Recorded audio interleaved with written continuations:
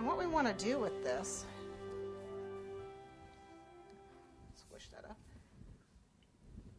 is it's eventually going to look like this guy. This guy is dry. See how the calyx is attached? Okay, and we're going to dust this. So I got some of my chartreuse here. Oops, that's a little bit more.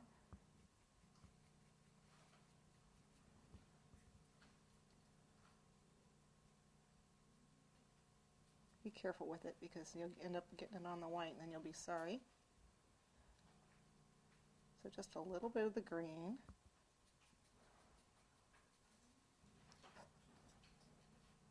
Right on the base. Not on the very bottom because you're not going to see that.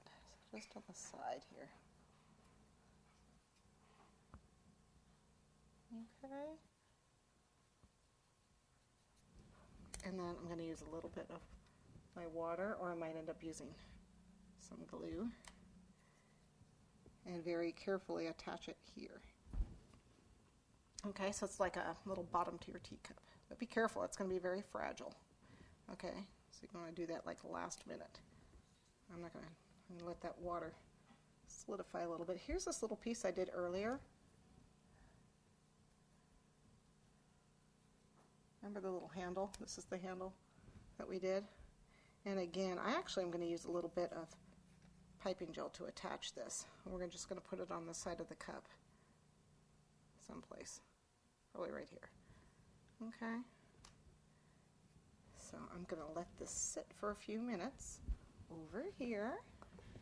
I'll show you how to touch that in a minute. I want to paint this. This is the handle to our teapot.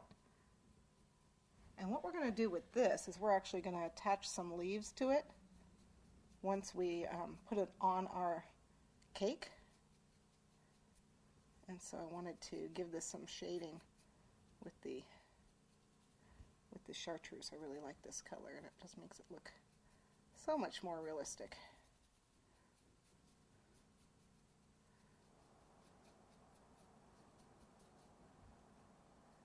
So like I said, we're going to, this got a little flat when I dried it. That's okay. Like I said, we're going to put leaves on it. Okay. And then here's the spout. Remember the spout? What we're going to do with that is we are going to cut some big leaves. That's what this big leaf cutter is for. And the big veiner. We need to cut probably 2 or 3 of them. So we'll start out with 2. Just depends on what the coverage is, how big you make your spout. Yep. All right.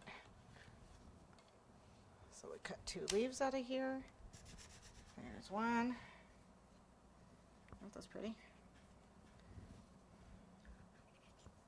Okay, and one more.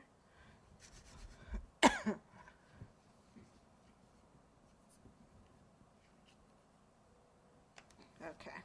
And then we've got this cool veiner.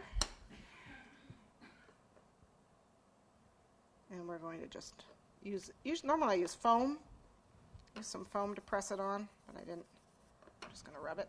A big piece of foam works best. See the nice veiner? You can use a rose leaf veiner if you want. But this is an all-purpose veiner, and it works just as well. That works also.